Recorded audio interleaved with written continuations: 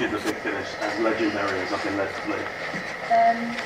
Well, the lunches, we weren't at the studio where the lunches are meant to be amazing. Oh. So Yeah. unfortunately, we have a Sainsbury's. Do you have a Sainsbury's finger buffet? Yeah. Bit of Is it sushi, nice? bit of hummus and a few samosas. Yeah. But I'd been told beforehand the lunches are legendary, Yeah. so I built my, in my imagination, I imagined a bit more. Seriously? But we weren't. Is that right? We weren't Yeah, in the we place. weren't there, yeah. But it was very nice. Yeah. But the days were quite long, weren't they? Yeah. They were, but fun. No, it was great. And in fact, we've signed up. Well. Am I speaking out of turn? I don't know. No, I don't know. But What was it like for both of you to get back into those characters in Big Finish? Well, it was just nice to see each other again, and Gemma and Jamie, Yeah. and it was.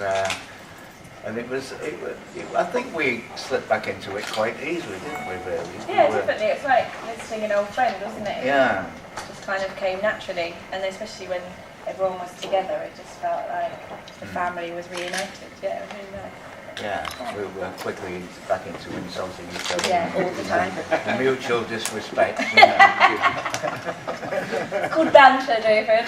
Banter, badinage. Banter. Before we did them, I assumed that they were old episodes that they unearthed, and then I got there and realised that they were all newly written, but they were so well written. Yeah. They were like in the style of that time, and they captured that era. Yeah. And I thought they were really good. But Yeah. we did a lot of episodes. A lot. Yeah. Yeah, in a short space of time. Yeah. So it was fun. So David, there's And directed by Nick, Yeah. who did the voice of the Darling. Yeah, another treat. Yeah. sorry, David. So there's always a lot of pressure for someone going in to play the Doctor. How did it feel going in to play the original Doctor? How much pressure was that for you, and how did you cope with that? Well, there wasn't any pressure to feel like I was playing the Doctor in Adventure in Space and Time, because I was playing, that the responsibility and the pressure came from portraying William Hartnell accurately, and because his granddaughter Jessica, who wrote a book called Who's There, I think it was, and so she gave me a copy of that. So that filled me in on a lot of his history, and of course having the benefits that we all had of seeing the original old black and white footage in order to play them. But the responsibility was in doing justice to someone who was a fine actor, one of the best British character actors of his time, but also the fact that he was a very complicated man, and he had, he had a few problems, and Mark Gatiss,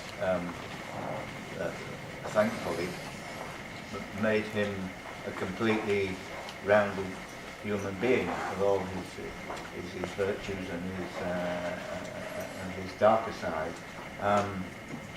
and so you felt it was an honest portrayal rather than just a kind of soft-focused biopic, and so it felt, coming back to it for the Christmas special, I thought, wow, this is like not an actor playing the actor who played Doctor Who, this is playing Doctor Who, and so I wouldn't say it was a pressure, because I'd had the background of playing in Adventure, and so all that kind of fed into it and helped.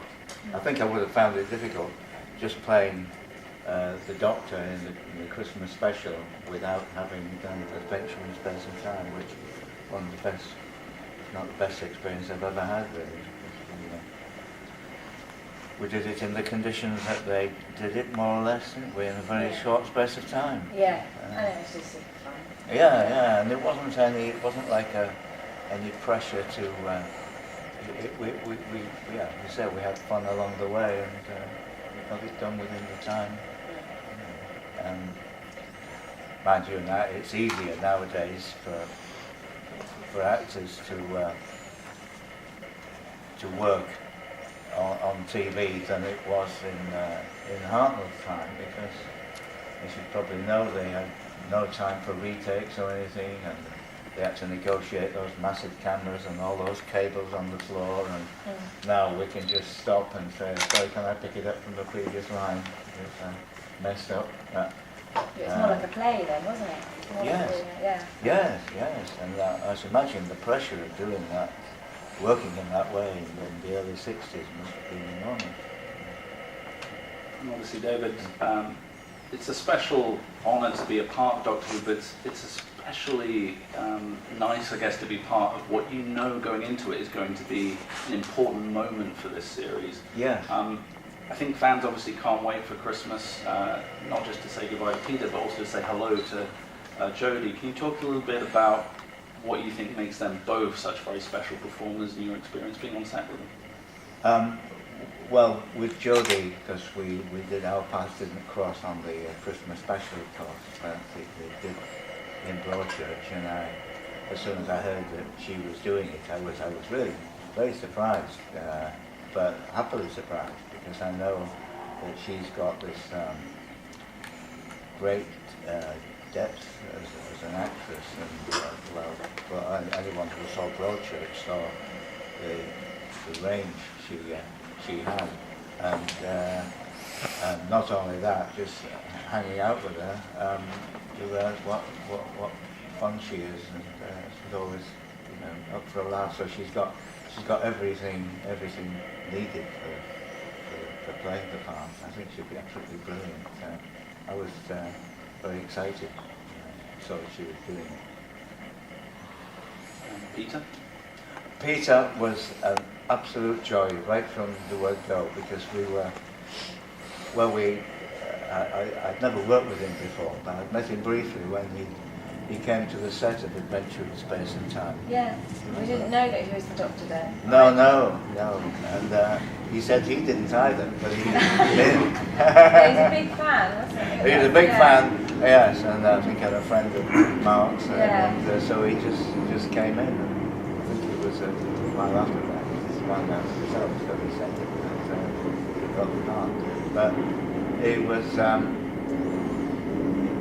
when someone's been playing something, such an iconic character, for so long, you just don't know when someone has kind of ownership of the part for that long, and you just come in right at the end to share the screen with him, what was a great story that they came up with. And I was so thrilled. I just as soon as they asked me to do it, I didn't read a script or anything. I just said, yes, please. And he was absolute joy. We had a lot of laughs, and well, we're not the same age. I'm slightly more senior in terms of years, but we share a lot of territory in terms of people we've worked with and people we know and the things that we've been involved in. So he was just great fun, and we just, in between takes, we just never stopped talking. And when I had guests visiting the set, he took so much care and attention to make sure that they had a good time. Some of my family and friends visited him.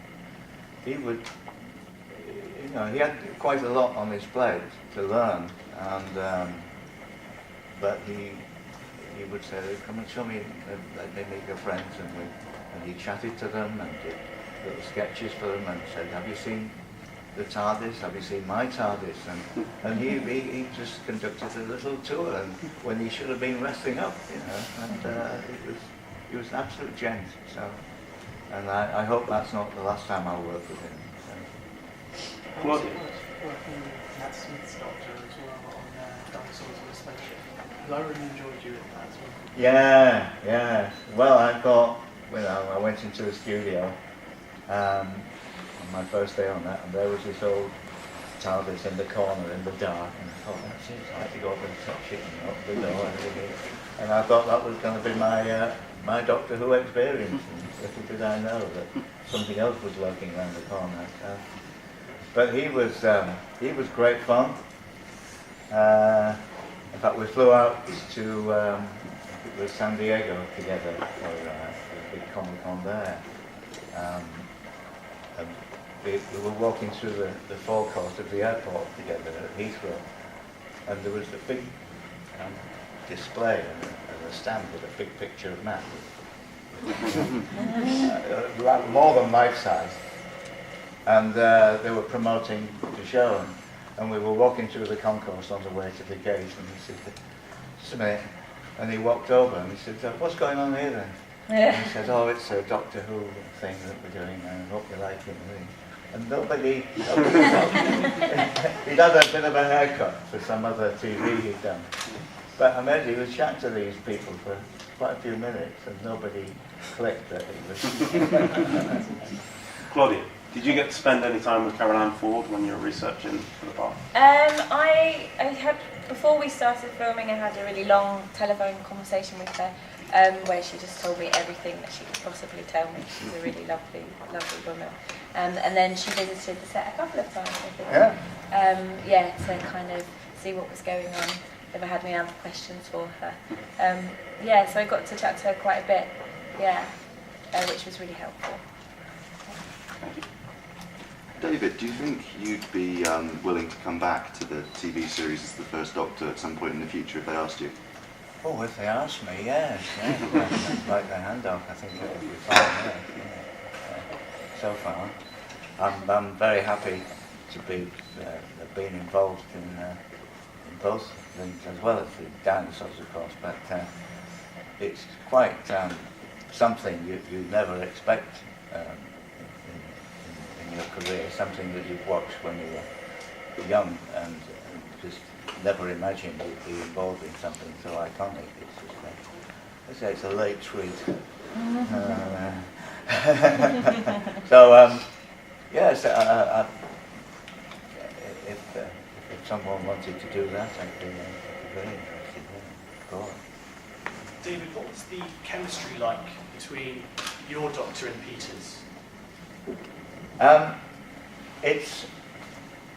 It was fun because it's like these two different generations, and Hartnell's Doctor came from a time which wasn't so, let's say, PC, and he comes in and he brings all that 1960s gentle chauvinism, where they, he'll say to, when Pearl Mackie came back, and her character, and she says, "Oh, I've missed you so much." Her and the Peter's Doctor reunited, and my doctor says, "Well, my dear, I think he's missed you too. This spaceship is getting a little bit dusty. It just needs a bit of a spring clean." and Peter's 12th hour, she said, "No, you can't say that. You can't say that. Why not? And he comes from that kind of era where, and there are a few little clashes, in terms of this thing that pop up now and again during the show, which make you realise there's quite a those 50 years make quite a difference in attitudes, and because he's from that time and he's bringing all this into the scene, and so it doesn't provide a big conflict, but just a difference of ideas, and I hope it's as funny as it looked on paper. having done Doctor Who, Harry Potter, Game of Thrones, have you got your eyes set on Star Wars just to complete the collection? Well, yeah, that would be nice, but I don't know. I don't know what I could do in that. I saw the last one and loved it. Yeah, wouldn't it be nice? Yeah, that'd be like a full house at poker, wouldn't it? A complete running flush. We're going to let you go and call your agent, David. Thank you so much. Thank you very much. Thank you. Thank you. Thank you.